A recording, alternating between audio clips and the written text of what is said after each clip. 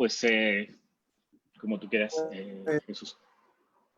Pues Shalom para todos y todas, bienvenidos y bienvenidas. Yo me llamo Jesús Jambrina y coordino el trabajo del Centro Isaac Campantón acerca del legado judío de Zamora, ciudad y provincia.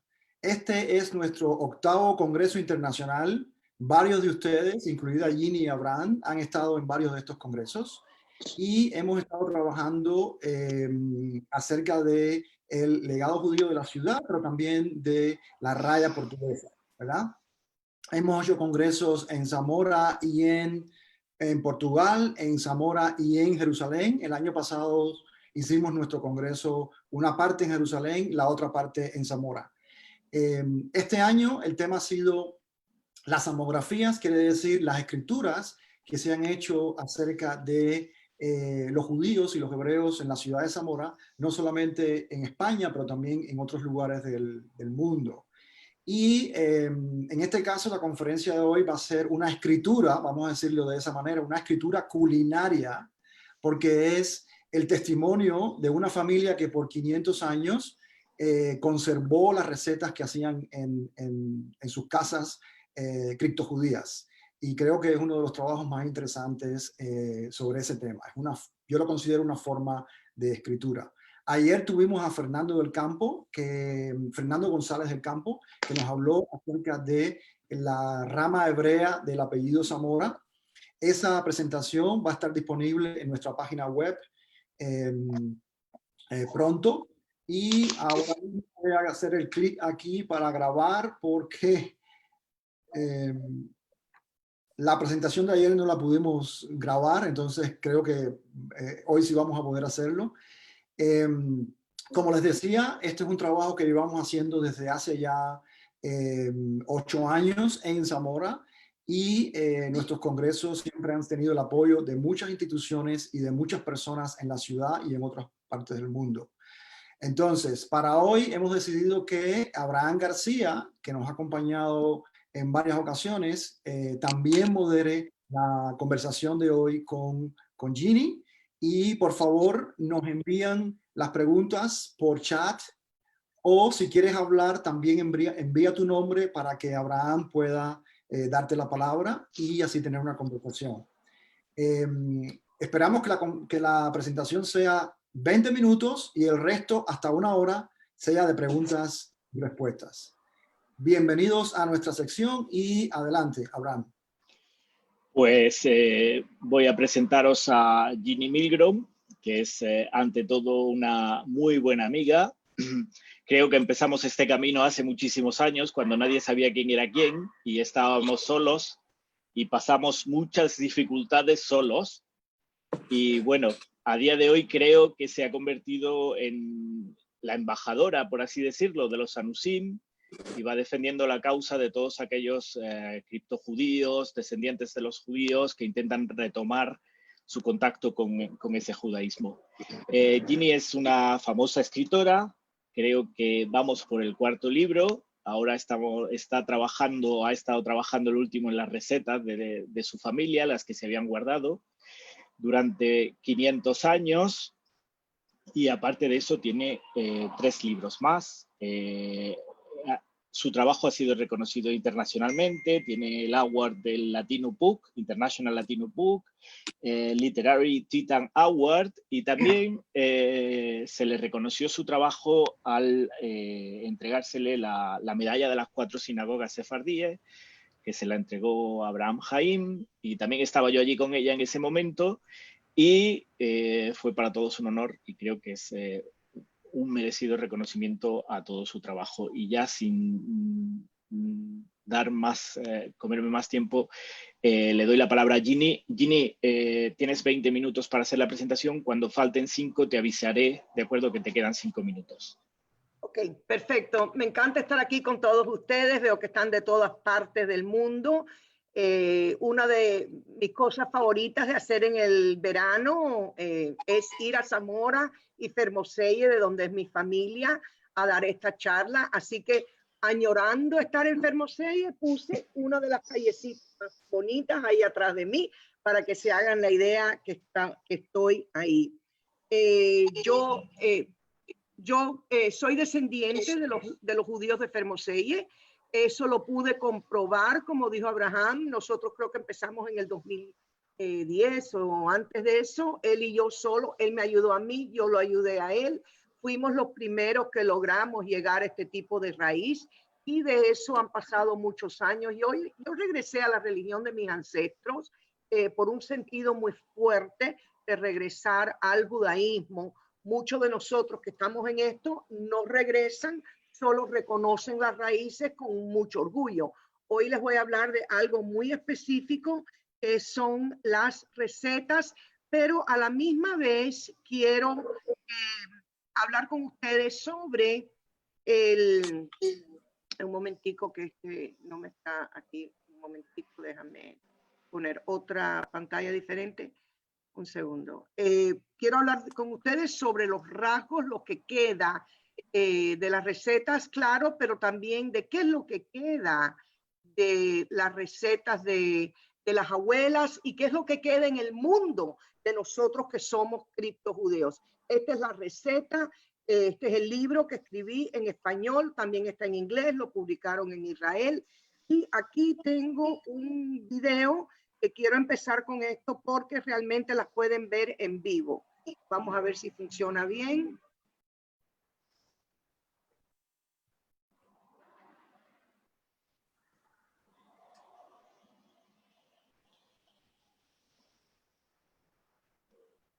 No se escucha. No se escucha. No se Mira, oye, Ginny, abajo tiene que habilitar que salga el sonido. Abajo en los botones de abajo es una opción en la parte de, o de arriba, según donde lo tengas, de compartir. Tienes que habilitar que salga el sonido del video. ¿Está saliendo ahora? Súbele el volumen un poquito, que a lo mejor dale a la derecha. Ahí. ¿Sale o no? No, no, no es un tema de volumen, hay que habilitarlo. En la barra que tienes botones. Sí, está habilitado. Es que creo que tiene el volumen a 0, ¿eh? A darle a la derecha ahí y ahora sí está arriba. No. ¿Lo oyen? Mira dónde está la flechita y todo eso, hay 3 puntitos, ahí tienes que habilitar el sonido del multimedia. No lo veo, pero vamos a mirarlo nada más porque les puedo ir explicando. Estas recetas aquí que estoy haciendo son las aceitadas, que es una receta muy típica fermosellana. Lo interesante es que en el momento que aprendí la receta, no se había hecho con ninguna, por ejemplo, una cruz en el medio, porque mi familia no era cristiana, sino estaban escondidos como judíos. Aquí tienen diferentes galletitas. Este no es un video muy largo, así que lo podemos ver rapidito. Aquí están unos almendrados. Aquí pueden ver los libros y la cantidad de recetas que me dejaron escritas a mano, escritas en lápiz, generación tras generación estábamos con las diferentes recetas. Así que es algo que fuimos recopilando, se mandaron a diferentes partes del mundo. Lo más importante era el anís. Y después, cuando llegaron a Cuba, cambiaron todas las mismas recetas y le pusieron ron. Así que realmente pudimos ver cómo iban de un lado a otro las abuelas y con las mismas recetas, que son las recetas todavía que tienen ustedes en la región de Zamora. Así que vamos a seguir.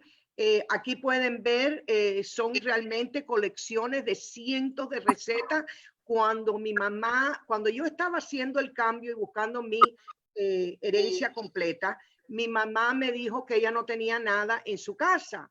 Yo estaba buscando a ver si había algo, algún papel, y Abraham se acordará de esto como yo realmente sufrí, que yo iba, le preguntaba, mami, no tengo nada, no tengo nada, no tengo nada. Y Abraham, algo que quizás tú no sabes, que años después, cuando mami se mudó de la casa, ella todavía vive, tiene 92 años, con Alzheimer, pero cuando ella la mudé de la casa a un centro por el Alzheimer, yo me encontré la mayoría de los originales de como hasta 1700 algo de todos los documentos que me costó muchos años en encontrar. Ella tenía los originales de todos los nacimientos y todas las bodas y todo, pero en eso también me encuentro todas estas recetas, cientos y cientos de recetas, y ahí es como empezó esto. Una de las más importantes que viene del tiempo de la Inquisición es esta, que son las chuletas.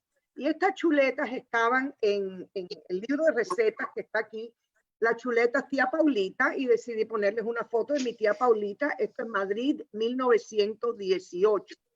Y ahora me llama mucho la atención porque oímos tanto del flu español. No sé si de verdad estaba en España o no, porque bastante tenemos con nuestra propia pandemia que mirar hacia atrás. Pero esta foto fue en España en 1918. Y estas chuletas, yo pensé cuando vi en el libro que eran chuletas de puerco, y como nosotros los judíos no comemos puerco, yo me espanté un poco, pero cuando la leí más a fondo, estas chuletas están hechas de pan con azúcar y con leche. Y las fríen de esta manera y les ponían pepinos encima. Y durante las épocas de la Inquisición, las familias se sentaban a comer lo que parecía eran chuletas de puerco, tiraban una chuleta en el fuego para que hubiera el olor en el cuarto para los que llegaban, los visitantes, y estaban comiendo esto que parecen chuletas, pero realmente es pan. Este hornazo es un plato muy típico que creo que todavía se come, pero esto se come y muchas de las cosas que sabemos de las diferentes comidas la aprendemos de otros pueblos. Otros pueblos, por ejemplo, en Portugal, en otros sitios, este hornazo se comía mucho en Portugal, aprendí en Belmonte, igual como estaba la receta de mi abuela, y en esto se metían, se ponían, hacían este hornazo, lo metían y se iban como si fueran a hacer una especie de salida afuera, y lo que estaban haciendo era guardando un ayuno.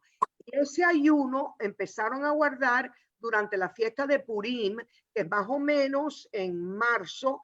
Ahí empezaron a guardar un ayuno de la fiesta de Purim, y en nuestra historia de la fiesta de Purim hablamos de la reina Esther, pero los antecedentes nuestros le pusieron Santa Esther, que realmente Santa Esther es, cuando se habla de Santa Esther, y todavía hablan de eso mucho en Portugal, Santa Esther no era Santa Esther, era Esther del cuento de Purim, y se comía esto al final del ayuno. Así que una de las recetas que siguió no solo por Fermoselle, sino por todos los lados, la costa encima, abajo y arriba de Portugal. Esta otra receta me llamó muchísimo la atención porque se llama bollo Maimón, y realmente el famoso filósofo judío Moisés Maimónides vivió en España durante el siglo de oro, y él tiene su nombre típico sefardí, y este bollo Maimón es un plato que se repetía muchísimas veces en las recetas de las abuelas. Y si no es que alguien después nos puede contar que Maimón tiene otro significado que no sea el famoso filósofo, pero eso es lo que me han dicho historiadores. Aquí tenemos unas muy interesantes, tenemos dulces, todo esto son de las abuelas, dulces en almíbar, los bollos de leche, y estas rosquillas que antes estaba la doctora Judith Cohen, que está con nosotros aquí en este Zoom. Ella, yo estas recetas cuando me las encontré, yo tenía como 100, primero las pasé del español al inglés, pero había que traer las medidas a los tiempos modernos, porque las abuelas habían puesto, como ponen muchas personas, un vasito lleno de harina, una latica llena, y qué latica y qué vasito. Entonces mis amigas alrededor del mundo, desde Argentina a Sudáfrica, de todas partes, Judith me hizo esta receta con su amiga en Ibiza, y estas rosquillas a mano derecha, cuando las hicieron en Ibiza, le dijeron, la señora que la ayudó, su amiga, le dijo que esta es la misma receta sefaradí que ellos tenían en Ibiza. Así que yo creo que estas eran recetas más que nada sefaradí, y lo he podido comprobar. Espera, Ginny, ella nunca dijo que era sefardí ni judío, nada. Ella dijo que era de su familia y que posiblemente su familia tenían orígenes, pero no eran judíos ni se consideraban ni nada. No. Ella dijo que era una receta tradicional de la isla. Perfecto. Gracias, Judy. ¿Cómo podemos aprender sobre una familia a través de esas recetas y las comidas? Pues cuando coges las recetas es como coger la historia de la familia. Yo pude observar que las abuelas pasaban la misma exacta receta de generación en generación. Los papeles más antiguos o menos antiguos, pero la misma receta cambió poco. Empezaron a cambiar cuando comenzaron a emigrar de país en país. En Fermoselle usaban lo que había ahí, una gran cantidad de anís, aceite de oliva y almendras por ser ingredientes locales. Esto fue cambiando a licor de higo y azúcar prieta con frutas secas en Costa Rica.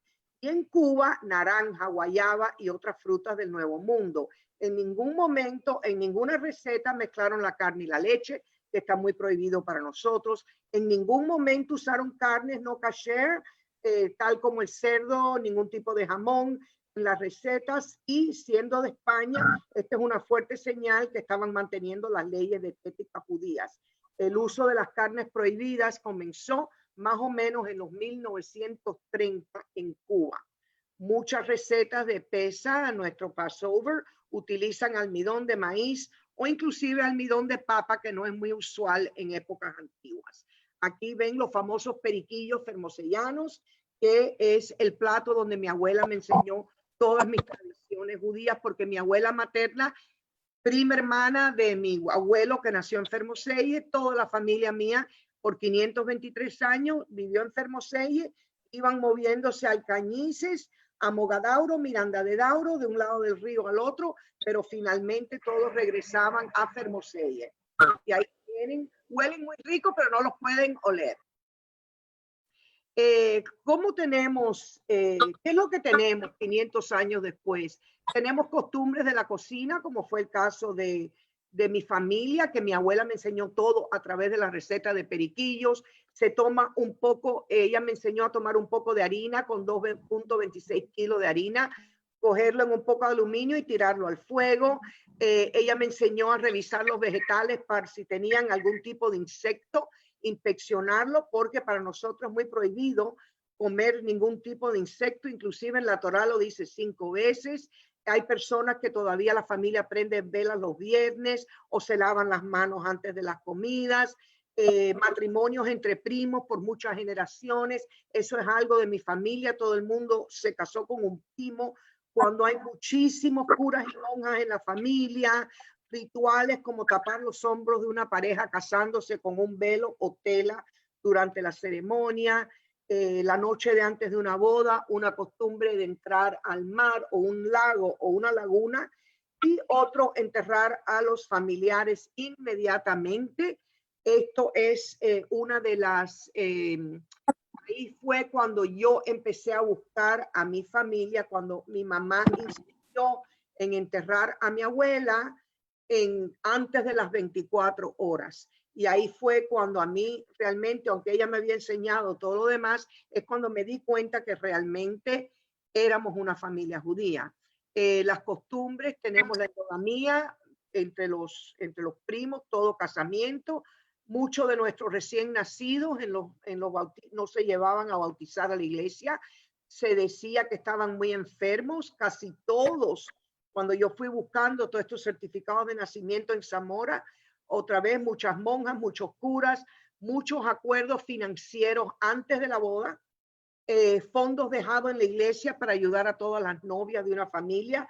Yo tuve uno de mi familia que lo hicieron cerca, creo que eran unos curas, en Farisa, y siguió en Fermoselle hasta 1950 y algo. Barriendo hacia el centro de una habitación, una de las costumbres, quemando las uñas y pelo y nunca botándolas, enterrando los muertos entre 24 horas. También nos quedan herencias físicas, muy pocas.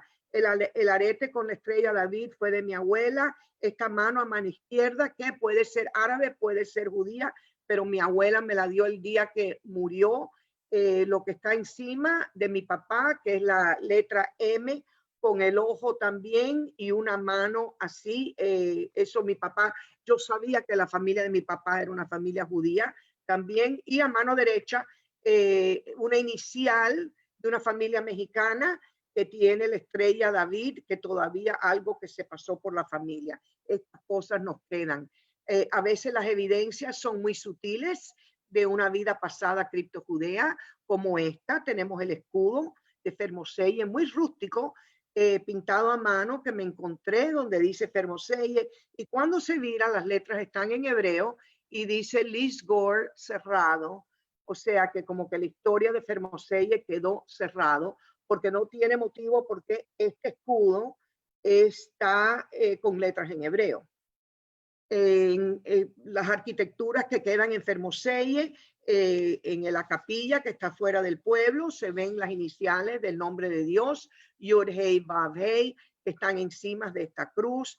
Este baño ritual que tenemos historiadores, está en el centro de Fermoselle con sus 7 escalones y agua natural, que han dicho que realmente esto fue un baño ritual judío. Tenemos los procesos de la Inquisición. Aquí tenemos el mapa de la península ibérica, mostrando dónde están todos estos sitios de los tribunales de la Inquisición. Como pueden ver, estaba por todos lados, mucho más concentrado en Portugal. Así que todas aquellas familias como la mía, que cruzaron la frontera y fueron para Portugal, les fue peor la cosa. Hacia el norte, Galicia muy poco, y más hacia el norte mejor. Hacia el sur, Sevilla, toda esa zona, no fue muy fácil para los que vivían ahí. Este es mi propio árbol antes de 1600. Aquí lo que pueden ver es todos los que están en morado hacia abajo es donde estoy yo, pero esto es de 1600 hacia atrás. Yo logré llegar a 1405 hasta Portugal, en Braganza. Todos los que están en verde oliva fue mi familia que juzgaron o quemaron en la Inquisición de Coimbra, Lisboa y Sevilla. Los agarraban, los llevaban para Portugal. Realmente yo no logré encontrar mucho en la Inquisición en España, pero sí mi familia materna o paterna los juzgaron en la Inquisición de Cádiz, Islas Canarias, Coimbra, Lisboa y después Cartagena, Colombia. Yo estoy en este momento presente a un proyecto internacional de digitalizar todos los expedientes de la Inquisición. Estos son los laboratorios que tenemos en Torre do Tombo, en Lisboa. Estamos ya aquí hablando y estamos ya restaurando los expedientes, los procesos de la Inquisición en preparación al digitalizar. Este proyecto lo comencé yo como un proyecto genealógico académico en el año 2016. Estamos muy cerca a comenzar la digitalización, especialmente que ya estamos restaurando. He tenido Ginny, tienes 5 minutos más. Un minuto. 5 minutitos puedes usar todavía. Hemos tenido múltiples reuniones en el Archivo Histórico Nacional en Madrid, múltiples. Aquí lo pueden ver. Esta es la previa directora con el nuevo director desde el 2016 hasta ahora en persona. Hemos hablado sobre esto en el Parlamento. Yo he hablado sobre esto en el Parlamento en Bruselas. Yo he estado físicamente ahí. Ahí pueden ver los procesos, me los traen muy bonitos, los tienen, están en caja, qué bueno. Lo que tenemos es que digitalizarlos y cero.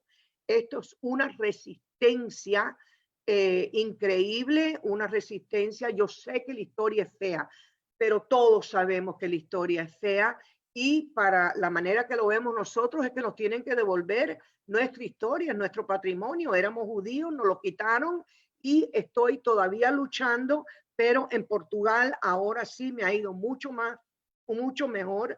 Este es la última reunión que tuve en Portugal en septiembre del año pasado, y como vieron en el slide anterior, vieron que ya hemos podido empezar a restaurar.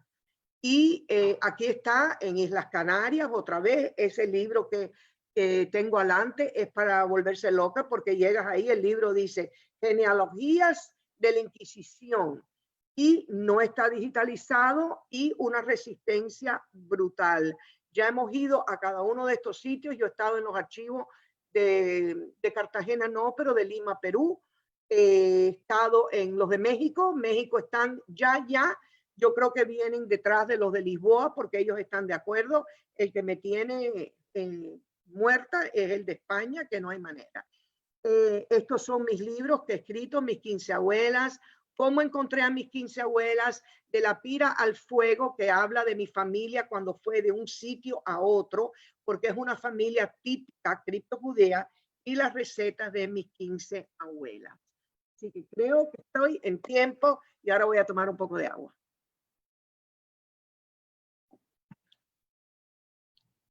No te oigo. Gracias, Ginny. Perdona, que tenía el micro en silencio. Gracias por esta historia, por recolectar, por el esfuerzo, tanto de las recetas como mucho más importante, yo creo, de intentar digitalizar esos archivos que son tan importantes para todos los que estamos intentando reconstruir un poco el pasado, ese criptojudío de tantas familias que están buscando. Y bueno, habrá que seguir luchando con España, porque antes o después conseguiremos que nos den esos archivos de alguna manera. Pero te digo que como lo logré en Portugal, fue a través de hablando en la Unión Europea. Ahí pudimos llegar al ministro de Cultura en Portugal, y el ministro de Cultura, como yo estaba pasando tanto trabajo, escribió un decreto de que tenían que hacerlo. Sin embargo, cuando yo fui a hablar en la Unión Europea, tenía que estar conmigo el embajador de España, y 5 minutos antes de la reunión me dejó. Y no llegó. O sea que tenemos esa lucha en España. Bueno, pues tenemos la primera pregunta de parte de Alfredo Alonso. No sé si puedes... sí, ¿me escuchan? Hola, Alfredo. Hola, Ginny, ¿qué tal? Hola, Alfredo, ¿cómo te va? Bien, bien. Quería preguntarte, ¿cuál es la receta más antigua que encontraste? O sea, ¿sabes la fecha? Las chuletas. ¿Es la más antigua y de qué fecha más o menos? Bueno, yo diría que es de los tiempos criptojudíos, Alfredo, porque, o sea, no tiene sentido esa receta. Yo diría que de 1600 hacia atrás. 1600 hacia atrás. Porque o sea, mi familia, después de los 1620 o 30, ya no se escondían más. O sea, ya se convirtieron cristianos completos. Ya. Muy bien, gracias. Ok. Pues abrimos la ronda de preguntas. Si queréis hacer alguna pregunta, por favor, entrad al chat y solicitad. Sí, Javier Zafra, desde Almería. Hola, Javier. Hola, un saludo. Hola. Verdaderamente emocionante saber que han guardado tanto tiempo esa receta. Es un documento que no tiene precio, y sobre todo que sea de tu familia. Mi pregunta son varias, ¿vale? Acabo de terminar un libro para la red de juderías, que es Sabores Sefarad, y tengo algunas teorías, y me gustaría saber si tú has encontrado en esa receta alguna referencia a la jalá trenzada, a los jalot trenzados, o si las has encontrado en agulá, en tipo ensaimada de Menorca. Esa es una pregunta. Otra... No, vamos a ir una por una. Vale, no he encontrado la jalá enroscada, pero sí he encontrado recetas de pan, de otros panes, y con la mención de que los panes no se deben de hacer nunca con mantequilla o leche, porque nosotros estamos prohibidos a comer pan hecho con mantequilla o leche si no es un dulce. Entonces sí están hechos con, vamos a decir, con algún tipo de grasa vegetal, pero dice que no se debe de usar mantequilla al hacer pan. Ya. Es que en la zona esa de Belmonte y toda esa zona había alguna referencia, en Porriño también tengo alguna referencia muy antigua de un pan trenzado que se regala, los ahijados reciben de parte de sus padrinos. Entonces no sabía si tú tenías referencia. No, y ese pan que regalan lo he visto, yo lo he visto en la época de Pascua, mi esposo y yo hicimos un par de veces la Pascua en allá en Portugal, y ese pan realmente hasta le meten huevos duros por dentro, el pan trenzado redondo. Es muy interesante, lo he visto. Sí, sí. Otra pregunta. El Levítico hace mención a las ofrendas que llevan harina con un poco de sal. Y yo digo que todos los dulces, tanto de la dulcería de conventos y dulces que no tienen sentido, porque yo como cocinero lo he visto toda la vida, le ponen un poquito de sal. Y yo digo que ese es el banderín para saber que los dulces tienen un origen judío o sefardí, en este caso, bueno, porque estamos en Sefarad, ¿no? ¿Sabes qué, Javier? Todos los dulces de mi familia tienen sal, inclusive es así que yo les quito la sal. Ya. Y finalmente, solo una cuestión. Hablando con el investigador David Gillies, que él, sabes que él habla español porque vivió aquí donde yo vivo, en Almería, él tiene muchos archivos porque investigó mucho sobre Cristo judío, tiene muchos archivos quizás digitalizados. Él siempre tiene disposición, si quieres luego te paso el correo. Por favor, pero ¿son de la Inquisición? Sí, él está especializado en Cristo judío, ¿vale? Pues mira, por favor, pásame urgente. Sí, David es muy buena gente y además está a una disposición y sobre todo nos une porque habla castellano perfectamente, ¿vale? Perfecto, es muy práctico porque es muy difícil, hay muchas personas, especialmente cuando se tratan de la digitalización de lo de España, que han dicho, yo conozco a fulano, conozco al otro. Como les dije, en Portugal tuve que llegar a forzar la mano con un decreto del ministro de Cultura. Desde el 2000, imagínense cuántos años llevo tratando de hacer esto y no hay manera. En España cualquier ayuda, bienvenida. Pues David escribió un libro que es Secreto y Engaño de Cristojudaísmo. Es un libro magnífico que te va a encantar. Luego te voy a pasar la referencia. Y hablando con él me decía que si yo había encontrado en alguna acta inquisitorial algún testimonio en el que se mencionara que no se podía mezclar la leche y la carne. Porque no hay ningún acta inquisitorial hasta el momento que él conozca y que yo haya revisado también y no lo he visto, que se especifique eso. Porque parece ser que los sefardín originarios de Sefarad desde el siglo II parece ser que podían no observar ese precepto. Sí, pues mira, tengo cientos y cientos y cientos de recetas, en ningún momento mezclaron la carne y la leche. Muy bien, pero en actas inquisitoriales no. Yo creo que sí, yo creo que sí, que alguna vez he visto referencia a que no se mezclaba la carne con la leche, las actas inquisitoriales. No soy capaz de darte la referencia ahora mismo, pero sí que creo que la he leído, ¿eh? Lo mantendré y si quieres... Sí, es muy interesante. Yo tengo esa referencia en los procesos de la Inquisición de México. Ya, es que él me decía que los primeros que son, digamos, los testimonios más fiables de los ritos en 1500, los procesos de 1500, 1550, porque claro, luego después con la destrucción de los libros se perdió absolutamente la información y curiosamente las actas inquisitoriales eran las que utilizaban los propios judíos para informarse de cómo eran los ritos, porque no sabían nada de esos ritos. Claro. O sea que había una contaminación a partir del mediados del siglo ya XVI. Pero Javier, siendo una interferencia, y ahora le doy la palabra a Judith, yo también vengo de Andalucía, yo nací en Córdoba y yo también he estudiado las recetas de la familia, no así como Ginny en tanta profundidad. Casi era muy difícil para nosotros.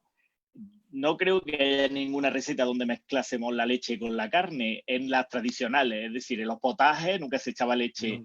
En las carnes, yo no he visto nunca, hasta que llega la pizza, no hemos mezclado la carne con la leche. Y la pizza, yo la vi la primera cuando tenía 15 años y era casi 1990 o por ahí cuando llegaron las primeras pizzas. Pero mira, Abraham, un plato tan antiguo como, un segundito, Judith, un plato tan antiguo como el hornazo, lo lógico hubiese sido con todas esas carnes, porque lleva carne, lleva huevo, son escamas, son muchísimos. Lo lógico ahí hubiera sido tirarle un par de lascas de queso de cabra, ¿no? Y no lo tiene. Sí. No, en los recetarios tradicionales andaluces y en general en el recetario tradicional español hay muy pocas veces que se mezcle. Es decir, es más esa tradición italiana, como tú dices. De hecho, la coca las pocas que nos pueden llegar no llevan ninguna queso. Es decir, parece ser que sí, que efectivamente era así, pero como no lo teníamos escrito, por si hubiera algún testimonio, sería muy interesante. Muchas gracias, Javier. Gracias a ti, de verdad. Judith. Sí, hola, gracias. Muy interesante, Javier. Yo conozco muy bien a David Gitlitz, es muy amigo mío desde muchos años y quisiera explicar que no es un libro exactamente de recetas, sí que lo es. Lo que pasa es que él y su mujer, que era especialista también medievalista, Linda Davidson, que falleció hace 3 años, cuando estaba mirando los archivos de la Inquisición para preparar el libro, que tú dices con mucha razón, con toda la razón, es brillante, tomaba nota de cada mención de los inquisidores y la comida. Y no eran recetas, sino que eran testimonios, ¿no? Yo denuncio a la vecina fulanita porque ha preparado la comida de tal manera.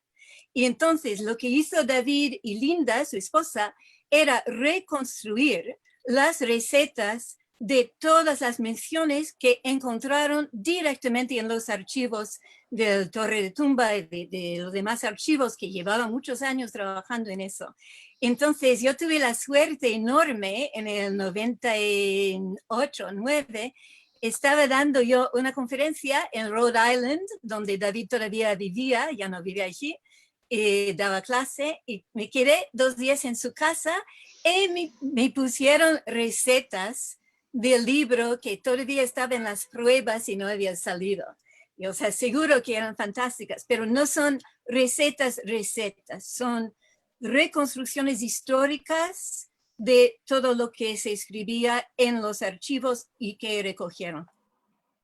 Así es, así es. Yo tengo 2, pero él tiene 2. Uno de Cristo judío, que no son en general la historia judía. Es muy interesante. Sí, no, sí, David también es amigo mío.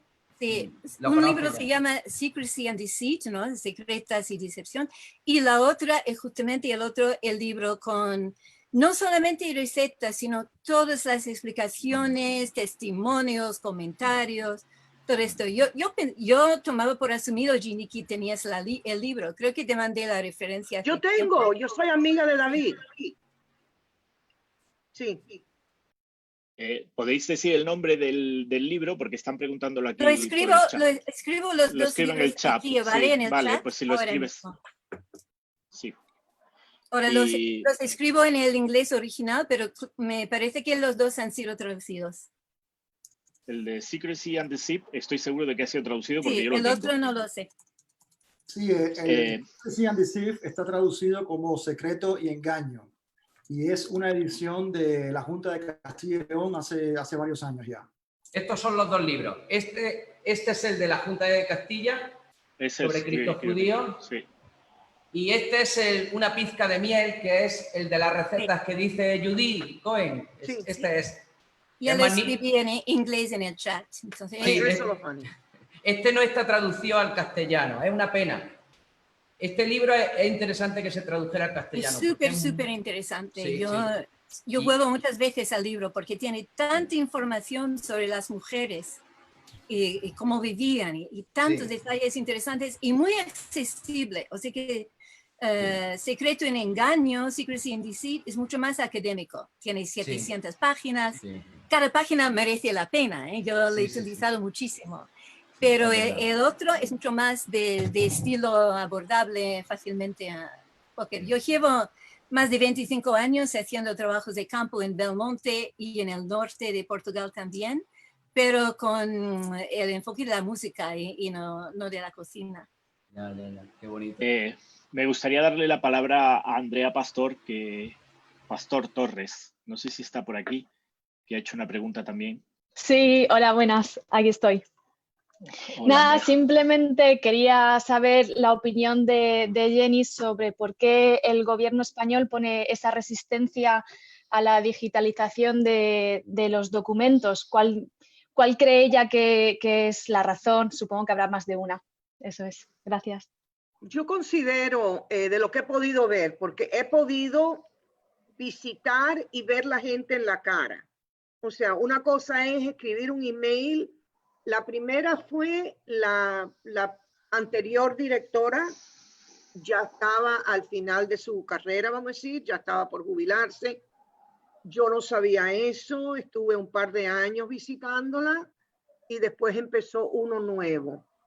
La impresión que me ha dado es que no, o sea, esto es muy controversial. Es controversial porque todo lo que habla de una historia negra de un país es controversial.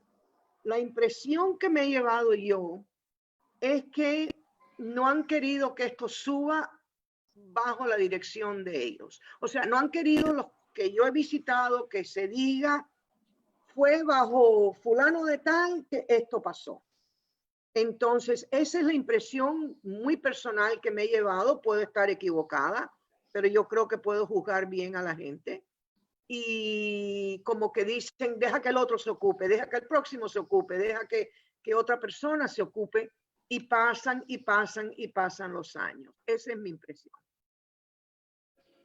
Me pasó lo mismo en Portugal, Andrea, y estuve 3 o 4 años hasta que logré que el ministro, tuve que llegar con el papel, el decreto del ministro, esto es lo que vamos a hacer ahora. Hasta ese momento nadie quería. Gonzalo Gallo quiere añadir algo más a este tema. No sé si puede él tomar la palabra. Gonzalo. Sí, no, era a raíz de la pregunta de Andrea, si hay alguna posibilidad de que, o alguna iniciativa que se conozca por parte de las comunidades judías en España, o para pedir al gobierno precisamente la digitalización de todos los archivos de la Inquisición, incluido acuerdos con México, etcétera. Y luego otra pregunta, y aprovecho y así cierro el micro. Si en la cocina actual española tuvieras que elegir un plato que sea con raíz sefardí, ¿cuál dirías que es el más representativo? Gracias. Yo diría que es el hornazo, porque se habla mucho del hornazo en todas las diferentes. Acuérdate que sefardí, estamos hablando muchas veces cuando se usa la palabra sefardí, son los judíos que se fueron de España y se pusieron en Turquía y Grecia. Yo, cuando hablo de sefardí, para mí, yo considero que yo soy descendiente de los judíos españoles portugueses. Yo no soy sefardí porque ni me fui, ni empecé a comer esas especias turcas, siempre seguí como española, portuguesa. Yo diría que el hornazo, porque cada pueblito que yo he visitado, subiendo y bajando la raya de un lado y del otro, llevan este mismo cuento del hornazo. Yo no he visto las chuletas, aunque obvio que las chuletas hablan de que se hacía esto, pero Gonzalo, yo diría que es el hornazo. Otra pregunta, si conoces alguna iniciativa por parte de las comunidades judías en España para digitalizar todo el patrimonio de la Inquisición. No, nosotros nos hemos acercado, yo tengo el dinero, yo no. Yo voy con la gente que tienen el dinero a hacer esto. O sea, esto no es que tienen que poner un centavo. Esto no es que van a pagar nada. Esto es gratis.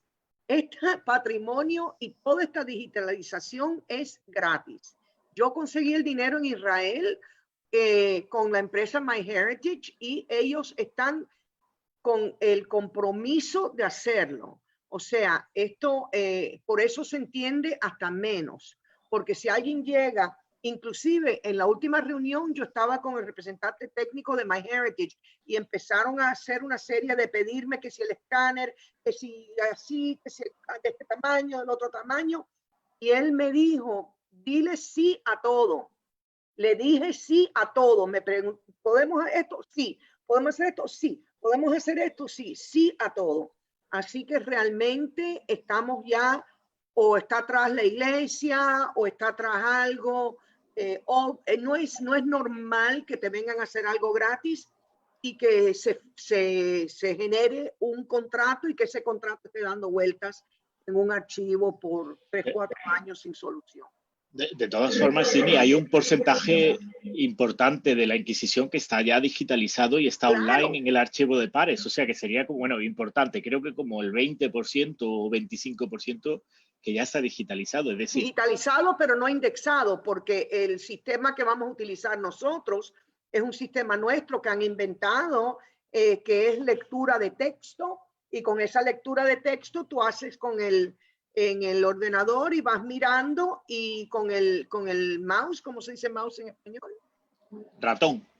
Con el ratón, se va con el ratón y entonces vas viendo, tenemos un algoritmo que ya hemos escrito, que tú puedes ver donde decía tío, va a decir, o sea que se va a poder leer el español antiguo. Todo eso se ha ofrecido e indexar ese 20% que está ya subido y nada. Yo espero, mi esperanza es la siguiente.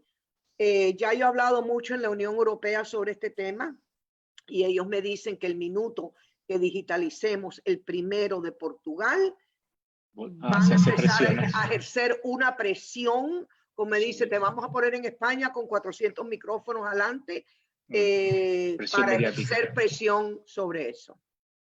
Y Ginny, sobre la pregunta que te ha hecho antes Gonzalo, o sea, yo sí pienso el típico plato judío, así con raíces judías, yo siempre pensaría, lo primero que se me viene a la cabeza es la dafina o el cocido. Bueno, ok, pero la dafina, sí, la dafina. En general, no sefardí. O sea, correcto, sefardí, la dafina, no hablé de la dafina, yo también tengo una dafina. Siempre en la cultura judía en general tiene un plato que se cocina toda la noche los viernes porque tenemos prohibición de cocinar los sábados. Y esa lo tengo, es muy diferente, la sefaradí. En mi libro de cocina está que tiene los garbanzos, tiene huevos, tiene una serie de carnes y no creo que tenga papas porque eso es algo así. Y eso sí es un plato muy típico sefaradí y se mantiene caliente todo el día sábado. Tienes razón. Ashkenazí también, no es solamente sefardí, es judío.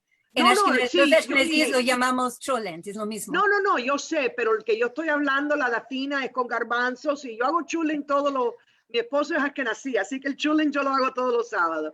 Lo interesante, Abraham, es que en las Islas Azores, en la zona de Fornush, yo vi y comí un plato que preparan exactamente de la misma manera con cráteres de los Balcanos.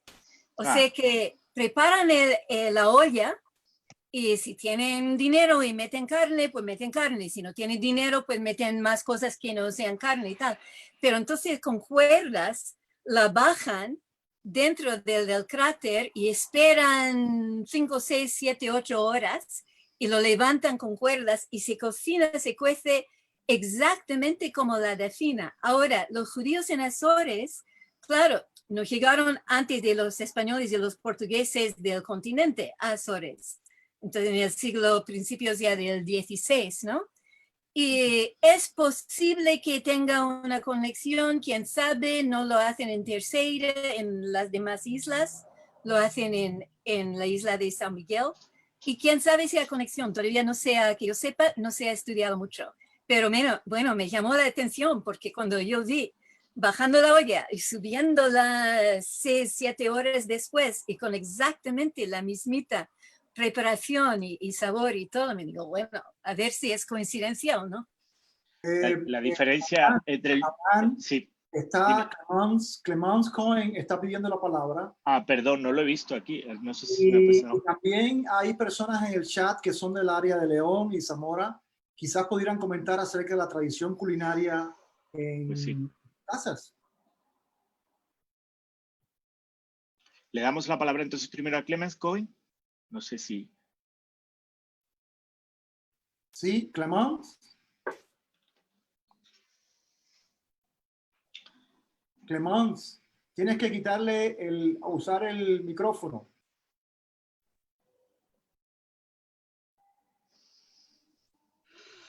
Es que no está. Abraham, ¿no lo puedes quitar tú desde ahí? Yo es que no tengo derechos. El que maneja el cotarro es... Tú lo puedes quitar, Jesús. Lo estoy haciendo, pero no... Clemence. Clemence, tienes que darle a la computadora.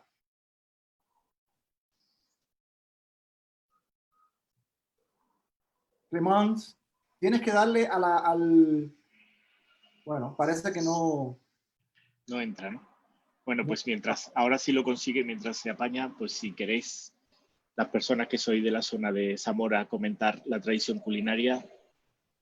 No sé si alguien quiere hablar. Cool. No, she's still there. She's in the next. If you go to the right, I see her. Sí, yo quería preguntar que había Hola. Hola. Hola. Hola. Había descubierto que había unas cosas que se llamaban orejas de carnaval. Quería Sí, saber si eso sí, tiene conexión. tengo esa receta en mi libro también. Se llaman orejuelas, y también en este carnaval de Purín, que hablamos antes, que se hacía el hornazo porque se hacía el ayuno.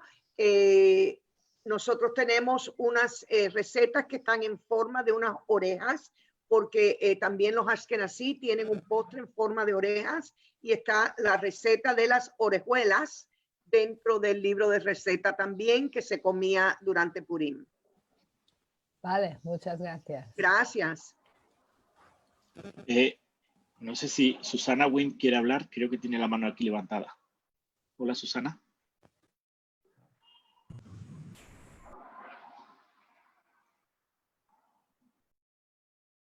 Susana, no te oímos. Sí, disculpa, es que tenía el micrófono cerrado. Buenas tardes. Realmente me pareció importantísima la intervención de esta presentación de Ginny, ¿no?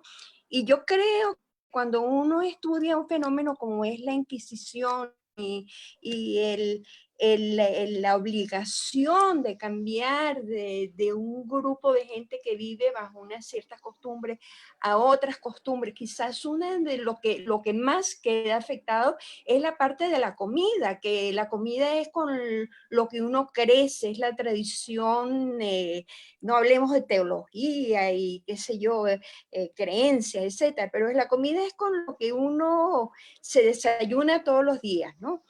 Entonces, es importantísima. Yo tengo unas inquietudes así generales, ¿no? En el sentido de que, ¿qué es lo que es la cocina judía, ¿no? O sea, que vemos que los judíos han tenido un proceso de emigración de su lugar de origen muy amplio. Estamos en todas partes del mundo y hemos adoptado realmente las costumbres específicas de todas esas partes del mundo. Entonces, específicamente refiriéndome al caso, digamos, de Sefarad, ¿cuál es tu opinión? O sea, la cocina judía está influenciada por lo que era la comida española o ibérica de ese tiempo, o es al revés, o hubo influencia de la cocina judía hacia lo que es la comida ibérica, ¿no? O sea, ¿dónde tú crees que hubo mayor influencia, no?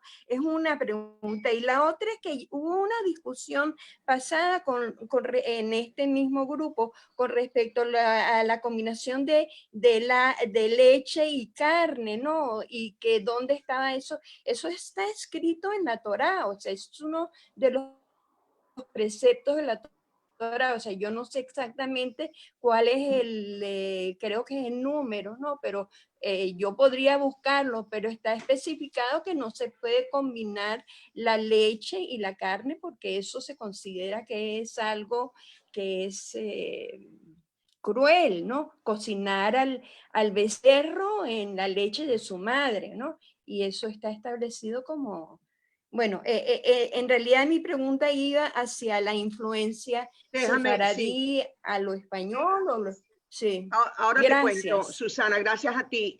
Nada más tocando levemente lo que había dicho Javier antes, no era buscando la referencia de carne y leche en la Torá porque sabemos que hay prohibición, era encontrarlo en escritos de criptojudíos. Ese era el tema, si yo lo había visto físicamente escrito en los criptojudíos. En cuanto a las comidas típicamente sefaradí, lo que yo he podido encontrar, haciendo tanta búsqueda en lo que he encontrado, que era más cuándo y cómo se comían que la comida en sí. O sea, tú tienes un hornazo que lo hace cualquiera y lo comen y viene toda la familia, pero cuando empiezan a surgir los cuentos que el hornazo se comía al final de un ayuno, ya se convirtió, vamos a decir, en un legado sefaradí o un legado judío, si ese fue su uso. Entonces yo creo que la misma chuleta, eso puede haber sido algo que en ese momento, así que yo creo que nos es difícil. Sin embargo, yo, amigas sefaradí que son de origen de Marruecos y turca, le mandé recetas mías para hacer de las abuelas y me dijeron, ay, esto es lo que comemos en tal y tal festivo. Ay, esta misma receta, y hasta me mostraban la receta de las abuelas de ella. Así que cuando se fueron los judíos del país y se fueron a Turquía, mucho de esto de España se fue para allá. Pero que si la comida en sí era judía, yo diría que como dijo Abraham antes, la que más sabemos que era típicamente judía sería la dafina, porque solo se cocinaba para comérselo el sábado. Lo demás hacemos inferencia debido al momento en que se comía la comida. Así que yo creo que eso es lo que puedo contestar. Gracias. Le damos la palabra a Vivian Gelber y luego a Judith Cohen. Vivian. Sí, hola. Un momentico, Vivian, un momentico. Abraham, por favor, mira el chat. Disculpa, es que estoy viendo, es que me estáis mandando, levantando la mano y al mismo tiempo mandando, y entonces estoy combinando entre los dos. Hay personas que llevan hace mucho rato en el chat y no han tenido la palabra. Yo era solamente para decir que de acuerdo con Ginny, lo siento, nada más. Vivian. Sí. Yo quería saber si has estado en contacto con Doreen Carvajal. Sí. Porque ella en su libro, Forgotten River. The Forgetting River. Sí. Sí. Creo que también toca un poco la parte de la cocina en España, en el pueblo donde ella va a buscar sus raíces, ¿no? No me acuerdo. Y también me parece que ha estado buscando la parte de los archivos de la Inquisición recientemente. No sé si tal vez tenga algún tipo de información y cómo ayudarte en la parte de eso, no sé. No, Vivian, la verdad que yo he llegado hasta los congresos, embajadores. El que me pueda ayudar, bienvenido, pero no es fácil. Te agradezco mucho.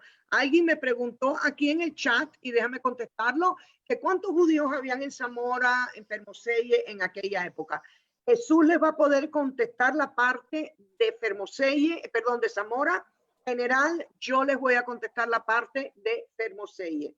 Yo encontré un documento que hablaba de los impuestos sobre las cabezas de los judíos en Fermoselle y Fuentesauco, empezando en 1484 hasta 1492, porque si eras judío, te cobraban un impuesto, y si eras un judío que tenías un jardín, era más dinero, y si eras un judío que tenías una cabra o 2 cabras, era más dinero. O sea que fuimos viendo. Pudimos tomar toda esa información y llegamos a la conclusión que en toda esa región de Sayago habían como unos 2.000, 3.000 judíos. La situación cambia dramáticamente en lo que se trata Zamora, y ahí era muy fuerte, y ahí Jesús le puede decir. Bueno, básicamente de manera corta, te puedo decir que está probado con documentos que en 1492 el 14% de la población de Zamora era judía y ocupaba, el 20% de la población de Zamora era judía y ocupaba el 14% del territorio de la ciudad en la judería vieja, que está en lo que hoy es el barrio de La Lana. Entonces, por ahí te puedes tener una idea. Se habla de 200 familias viviendo en Zamora ciudad en esa época. 200 familias distribuidas por diferentes lados de la judería. Y Bueno, hay documentación sobre judíos en Zamora desde el siglo XIII. Desde el siglo XIII. La población va aumentando, aumentando, aumentando, y en 1492 Zamora era la tercera o la cuarta aljama más importante de todos los reinos cristianos en España. Y eso lo sabemos por los pagos que se hacían, por los impuestos que se cobraban en las aljamas, y Zamora junto con Toledo, no Toledo, pero había Segovia y había otras que también, Guadalajara, eran de las más grandes. Pero eso es corto, digamos, hay mucha más información y últimamente, en los últimos 10 años, es también una de las poblaciones judías más documentadas. Gracias al trabajo que está haciendo Ginny, que han hecho otras personas, es una de las aljamas judías en España más documentadas, incluso con artículos y tesis doctorales escritas hace solamente 5 o 6 años. Bueno, pues seguimos. Clemens parece que no consigue quitar el mute. Pero si ella puede poner la pregunta en el chat, con gusto se lo he dicho y ha dicho que no quería. Okay. Ya le he preguntado. Entonces vamos a Alfredo Alonso. Sari también está pidiendo la palabra.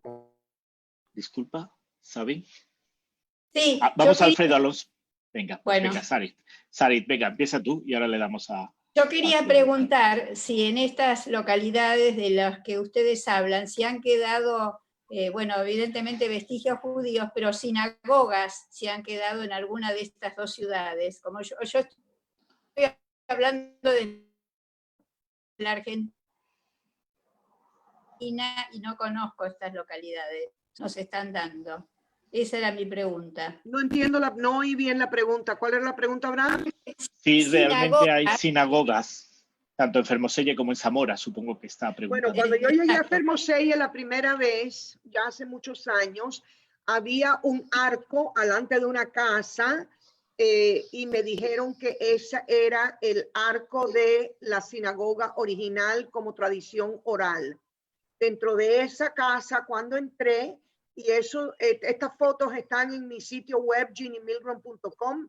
Cuando bajamos al sótano del garaje o el sótano de esa casa, tenía como un baño abajo que tenía 7 escalones, un baño rectangular debajo de esa casa que era la tradición, la tradición de ser la sinagoga. Después encontré otra casa que cuando se abría como una casa de muñeca, que se veía la parte de arriba y la parte de abajo, también con los escalones bajando hacia abajo, escondida debajo de la cocina. Así que a mí me parece que yo logré encontrar la sinagoga antes de 1492 y la que se usaba escondiendo después. Sinagogas en sí, en estos pueblitos no. Estamos realmente raspando paredes para llegar a encontrar nuestra historia de la manera que la has visto aquí. Muchas gracias. Bueno, yo puedo decir que en Zamora hay documentadas al menos 5 sinagogas. Sabemos los lugares donde estaban ubicadas estas sinagogas. Desafortunadamente no hay ningún vestigio arqueológico hasta ahora. Una de las cosas que hemos estado pidiendo desde hace muchos años es que se hagan estudios arqueológicos en los sitios en que sabemos que existen sinagogas. Qué difícil el trabajo de nosotros que estamos tratando de recuperar estas informaciones y la resistencia, no importa qué país sea, la resistencia es tan brutal que la verdad que pasamos muchísimo trabajo, todos nosotros que estamos en esto. ¿Y se sabe, Jesús, lo que hay en el sitio donde se supone que había una sinagoga? Porque probablemente sea una iglesia, un convento o algo así. No, fuimos a uno, Jesús, ¿no? Bueno, nosotros estamos trabajando desde hace varios años con una hipótesis acerca de lo que fue la primera sinagoga en Zamora, que está en el centro, está en la Plaza Santa Lucía y está en el centro de la sinagoga, que históricamente en el centro de la judería antigua de la ciudad, ¿no? Pero como dice Ginny, ha habido mucha resistencia para hacer cualquier tipo de trabajo realmente arqueológico. Las autoridades patrimoniales y arqueológicas de la ciudad se han opuesto a considerar esa tesis, a pesar de que nosotros hemos llevado varios arqueólogos españoles, americanos, israelíes, que han probado que aquel sitio bien puede ser una sinagoga. Sin embargo, están negados completamente a aceptarlos y a estudiarlos, incluso cuando la arquitectura y la estructura es muy parecida a las sinagogas en Toledo, en las sinagogas que están subterráneas en Toledo. Incluso aunque hay un parecido increíble, sin embargo se niegan a aceptarlo. Pero por la documentación de otros historiadores, sí sabemos que hay particularmente lugares donde se ubicó la sinagoga, por ejemplo, la sinagoga mayor, que estuvo en lo que hoy es la plaza de San Sebastián, que precisamente en 1492 esta sinagoga fue adquirida por la ciudad, se construyó una iglesia de San Sebastián, y después esa iglesia fue destruida en el siglo XVII, XVIII, si mal no recuerdo.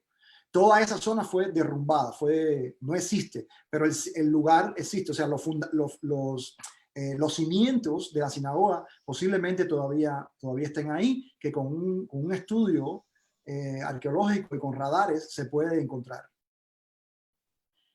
Pues le damos ahora la palabra a Susana Wynn, que ha levantado la mano antes. Susana, no sé si está aquí todavía. Ya hice la pregunta. Ah, perdona. Gracias. Vale. Pues bueno, yo quería... La pregunta, comentario que quería hacer, si me permiten, volver al tema culinario, al tema gastronómico. Es porque me ha interesado mucho esta cuestión de la prohibición de mezclar carne y lácteos.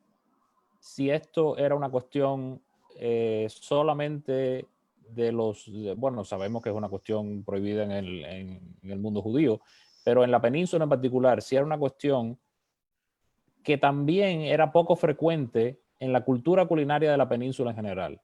O sea, no solamente de judíos, criptojudíos, conversos, sino y quizás Javier puede... ¿Por qué digo esto? Porque a mí me interesa mucho ese tema de por qué esta prohibición en específico, ¿no? Ustedes saben que recientemente una de las cosas que se plantea desde el punto de vista científico es que los lácteos dificultan un poco la absorción de la proteína animal, entonces quizás esto tenga algo que ver con esa prohibición, que lo hayan intuido de alguna manera, ¿no? Tú sabes, Alfredo, que a mí siempre me ha llamado muchísimo la atención que la tortilla española no tiene nada de carne, porque en otros países, o sea, papa y cebolla normalmente, pero en otros países el equivalente a la tortilla tiene una cantidad de cerdo, jamón, de otras cosas, y en general la tortilla española no mezcla. No lo mezcla. Pero lo que te iba a decir que el otro aspecto, la otra posible explicación es una explicación económica, o sea, puramente de recursos, ¿no? Puede ser. Tú vives en un lugar que no abunda en recursos, en alimentos, ¿no? Y tú tienes carne o un poco de carne, tienes queso, tú no vas a comer esas dos cosas en la misma comida, vas a distribuirlo entre diferentes comidas, ¿no? Sí, pero... y quizás la prueba de eso, para terminar ya, en Estados Unidos es muy curiosa porque es precisamente la cocina italo-estadounidense, ¿no? Los platos que se consideran italianos en Estados Unidos que en realidad no son italianos, como el pollo parmesano o chicken parmesan, ¿no? Y las pastas horneadas que llevan esa abundancia de carne y esa abundancia de queso, ¿no? No, ¿y qué me dices del cheeseburger? El cheeseburger sería el símbolo, claro, el hamburger existía, pero el cheeseburger es una invención de los Estados Unidos. ¿Por qué? Porque es un símbolo también de abundancia. De todas formas... Si me permitís, os digo más o menos por dónde va, Abraham. Dime. Yo las investigaciones que he hecho, porque ya os digo que cuando hablé con David, él me señaló que si yo había encontrado esa información, ¿no? Yo sé que en los escritos de Joseph Caron, sí, en el Shulchan Aruch ya se menciona eso, yo lo sé, en el Talmud también, es decir, está en la Biblia, pero lo que sé, él me preguntaba si yo lo había encontrado en los actas inquisitoriales, esa era la clave, ¿no? Porque sí se sabe que los sefardíes, como llegaron en el siglo II o quizás mucho antes, tenían unas costumbres que se fueron depurando. Tenemos que entender un judaísmo muy arcaico. Estamos hablando del judaísmo de antes de Cristo, es decir, porque llegan con los fenicios los judíos a Sefarad.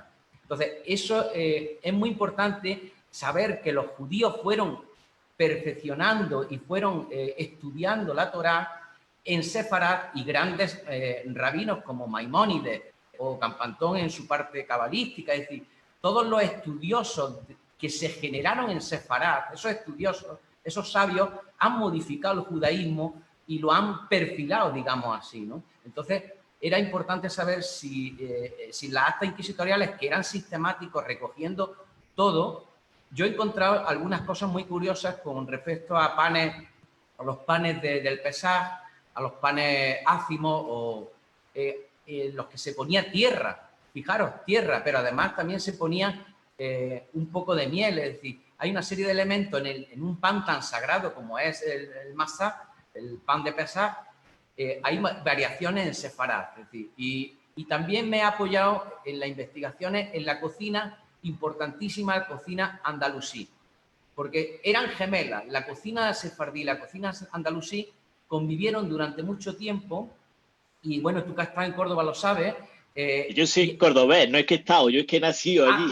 Entonces, ¿qué te voy a decir, contar yo a ti? Es decir, cuando se habla del siglo de oro sefardí, estamos hablando del siglo X, o sea, estamos hablando de Abderramán III, donde los eruditos judíos estaban en la corte y oían las conversaciones porque las traducían. O sea, ese es el siglo de oro sefardí realmente. O sea, por eso digo que la investigación no solo tenemos que mirarnos a nosotros mismos, nuestra cocina, sino las grandes influencias que antes se decían, no tanto las cristianas, porque había mucha diferencia. La cocina hermana era la andalusí en cuanto a las especias, en cuanto a muchos preceptos, ¿no?, que le unían. Hay algo muy interesante que no lo mencioné antes, que me llamó muchísimo la atención, que los vegetales nunca se cocinaban. Y yo no sé si esto es algo en general en España o en Portugal, porque nunca llegué a investigar tanto, pero en ningún momento hay un vegetal, vamos a decir, asado. Yo no sé si eso es algo de ahora. Los vegetales siempre se comían o crudos o con mucho vinagre y aceite de oliva, pero no, dice Javier, pero no encontré en ningún momento que había un sopón de vegetales o algo así de vegetales. Siempre eran como en un tipo de escabeche, con mucho vinagre. Sí, en general la cocina andalusí era así, la cocina sefardí era así, pero no sabemos muy bien si era por un gusto de la época o posiblemente fuese también por conservación de los alimentos. Pero yo me inclino, porque claro, no hay una cocina única. La cocina sefardí del Levante y de Andalucía es muy calurosa y tienen que conservar los alimentos. La cocina del norte, de tu zona, de Zamora, que me interesa muchísimo, debe de ser una cocina diferente, por supuesto la gallega y tal. Y además una cocina muy arcaica, porque prácticamente ya en el siglo IX ya era territorio cristiano. O sea que, pero de todas maneras, la sopa y todo, en la investigación de la sopa no podemos entrar, porque la sopa era agua y lo que tuvieras a mano. Estamos hablando de grandes hambrunas, de epidemias, pestes, etcétera.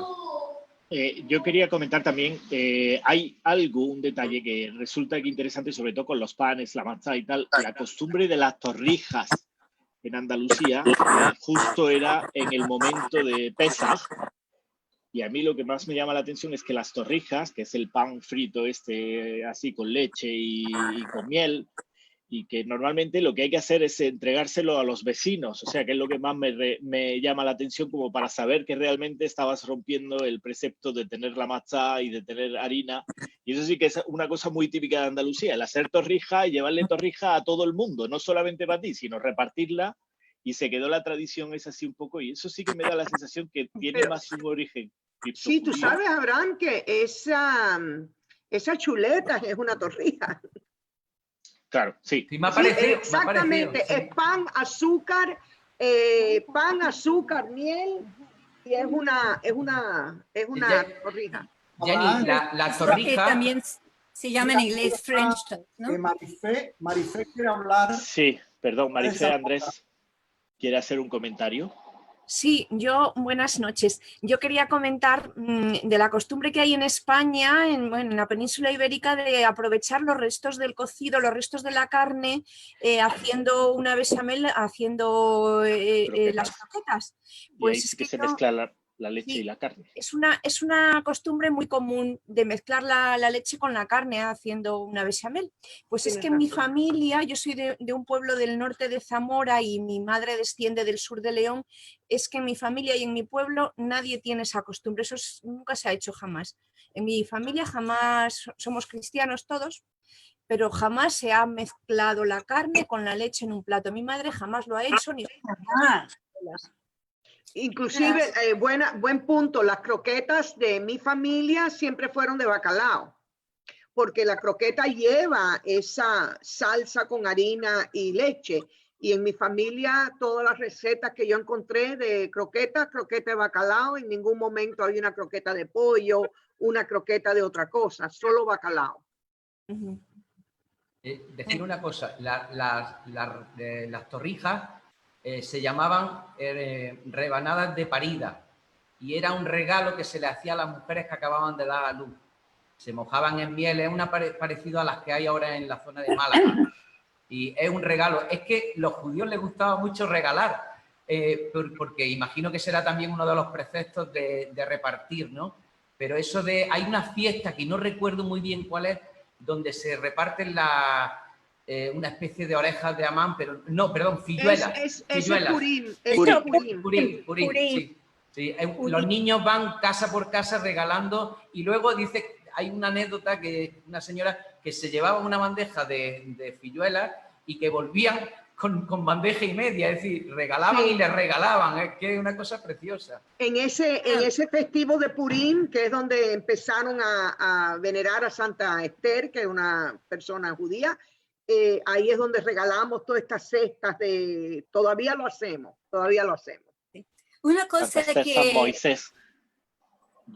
Una cosa que se olvida mucho es la influencia musulmana, porque claro que había muchísimos judíos en la península y en las islas, pero había más musulmanes.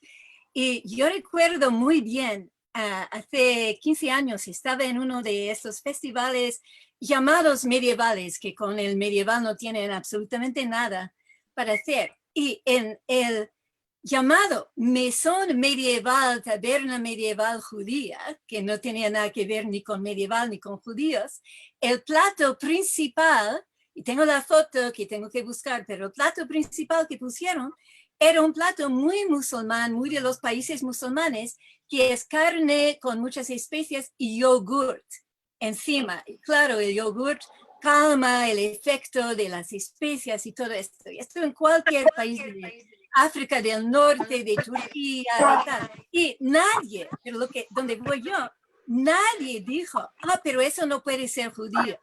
Se puso en el menú escrito medieval, judío, bla, bla, bla. Esto es una receta auténtica de los judíos medievales y era Extremadura. Era el sur de Extremadura, casi Andalucía, y nadie dijo nada. Me llamó mucho la atención, no que lo hicieran, porque se hace todo tipo de cosas un poco ridículas en estos festivales, ¿no? Me llamó la atención que nadie dijera el contrario. Nadie dijo, aquí no tenemos costumbre de poner junto yogurt o cosas lácteas con carne. Yo he visto croquetas de jamón como típicas judías, o sea que, en fin, en alguno de estos festivales y se quedan tan panchos. Le damos la palabra a Luisa Morelli, que creo comentar algo. Lleva un ratito intentando. Luisa, por favor. Ay, perdón. Sari, no, pero bueno. No, Sari está haciendo preguntas. Sí. A ver. Sari. Espera, estaba Luisa, me parece, antes. No, déjalo. Bueno, vale. Pues entonces, Sari Good. Hola, Sari. Sari, el micrófono. El micrófono, Sari. Sí. Ahora sí. Yo había mandado una pregunta por chat con respecto a la ensaimada, que me hace recordar mucho a la jalá redonda, ¿no? Eso quería también que me aclarasen un poquito. Quería decir las Canarias. Sí, Yo no sí, sí. conozco ensaimada, ¿tendrá otro nombre? No lo conozco bajo ese nombre. Como una especie de panadilla de carne, ¿no? O algo así. No, el ensaimada Dulce, es un pastel dulce. de Mallorca. No, la ensaimada, la jalá agulán, es la jalá, se llama ensaimada menorquina, es original de los chuetas. Y también tengo alguna referencia de una jalá agulán que llevaban las amigas de la novia el día del baño ritual antes de la boda, le regalaban esa jalá agulán reinada, que era rellenada de calabaza confitada. Qué rico. Que no era cabello de ángel, porque el cabello de ángel vino de Perú. Y eso ha quedado, es decir, esa jalá agulán ha quedado en los chuetas. Hay una anécdota. Sí, termina, Javier. No, digo que hay una cuestión muy curiosa con respecto a la cabalística que encontré con los chuetas de Menorca, y es que tienen un molde con la rosa, con la flor galana, un símbolo cabalístico que se repite en muchos dinteles y en muchas casas judías. Y es muy curioso porque ese molde se utiliza para hacer una cosa que llaman flaón, que son como unas empanadillas abiertas por encima. Una cosa realmente curiosa. Sí, yo quería decir que, por un lado, no caigamos en el facilismo de que todo lo redondo va a ser porque es judío y tiene que ver con la jalá agulán, ¿no? Con respecto de la pregunta que hicieron, no por ser redondo tienen relación. En todo caso, habrá que investigar. Y reforzando lo que dice Javier de la jalá redonda con la novia, lo que se solía hacer es romper esa jalá redonda sobre la cabeza de la novia y que caigan los confites o lo que hubiera dentro. Hay inclusive algunas filmaciones de eso que son muy, bueno, a nuestros ojos muy divertidas.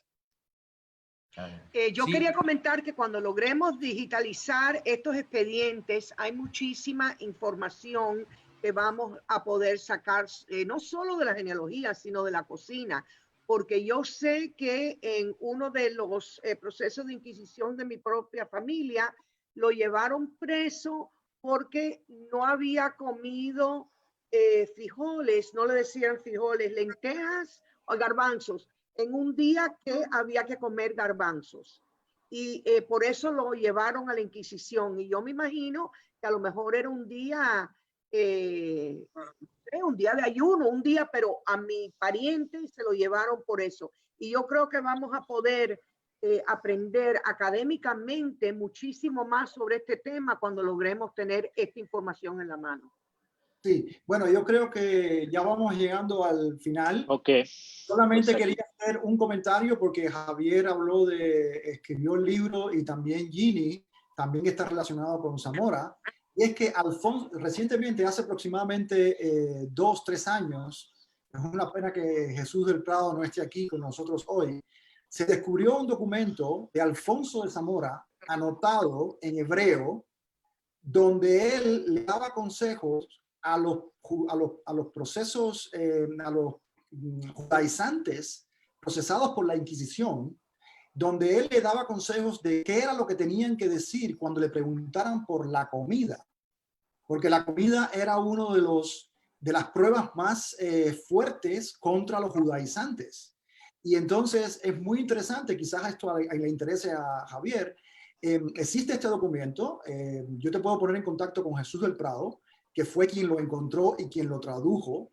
Existen estas notas al margen, porque Alfonso de Zamora fue invitado a un proceso de judaizantes donde se estaba procesando incluso a un pariente, a un familiar de él mismo, que venía de familia judía. Y él escribió estas notas en hebreo junto con otras notas acerca de los jueces de la Inquisición, de los inquisidores.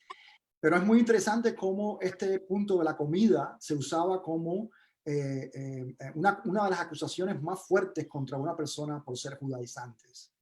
Claro, incluso el aceite. Fijaros que el aceite es una constante. Los andaluces cocinamos todo con aceite. Bueno, lo sabe Abraham. Nosotros no nos parece raro, pero el hecho de que en una casa hubiese demasiado aceite que se pudiera utilizar para cocinar y no solo para las lámparas, ya era constitutivo de sospechas judaizantes. De todas formas... Y además se refería como que olía mal la casa. O sea, Claro, siempre, claro. al olor de la casa siempre decían que entraba que se olía mal. Pero eso no solo, Javier, en Andalucía, el video que no pudieron oír, era una cantidad de aceite que llevan esas aceitadas. Cuando yo empecé con la receta de las abuelas, en mi vida he comprado tanto aceite de oliva. Y si aquí como la tenemos para todos, pues fijaros... No, aquí es una especie de lujo en claro, Miami. pues eso te envío yo una garrafa de Jaén, que es buenísimo. Mándamela a mí, anda. Oye, he dicho antes lo de Campantón y la cabalística. Fijaros el molde que os he dicho. Es este. Es un molde que es la flor cabalística, la flor galana. Lina. Cuando se hornea, sale la estrella de David. Al abrirse, como es una empanada que se hincha, sale la estrella de David. Es verdaderamente mágico. Y se tomaron mucho interés en hacer esa arquivolta en forma de hoja, ¿eh? O sea que es para tenerlo en cuenta como ¿Y dónde reducto. puedo comprarlo? Imposible. Este me lo regalaron de Mallorca, pero tengo un pedido hecho porque dicen que en algunas ferreterías existe. Y si no, lo haremos como producto. Estamos buscando un fabricante de hojalata, pero fijaros qué bonito que es. Me encantaría tener uno. Qué fabuloso. Gracias, Javier. Bueno, gracias a ti. Vamos a terminar porque tenemos ya el tiempo. Muchísimas gracias, Ginny, nuestra querida Ginny, que llevamos tanto tiempo en todo esto. Es realmente un honor que tú estés aquí con nosotros hoy, que hayas podido conversar con todas estas personas. Espero que el año próximo, lo que íbamos a hacer este año, toda la cocina que íbamos a hacer este año en Zamora y en Fermoselle, la dejemos para el año próximo. Seguro que sí, si teníamos ya proyectado en el restaurante España, en Fermoselle, íbamos a hacer todas estas recetas, así que el año que viene, si Dios quiere, ahí estamos. Muy bien, todavía tenemos personas queriendo entrar a la reunión, quiero decirles. Llegaron un poquitico tarde. Cuando vamos a terminar, tenemos personas entrando. Bueno, entonces, muchísimas gracias, Ginny, otra vez. Muchísimas gracias, Abraham. Este es el final de nuestra segunda presentación. Jenny. Jenny. Luisa, yo te voy a pasar el correo de Ginny por WhatsApp, ¿ok? Ah, porque quiero estar en contacto, porque tengo amistad con lo de... Yo te lo paso por WhatsApp.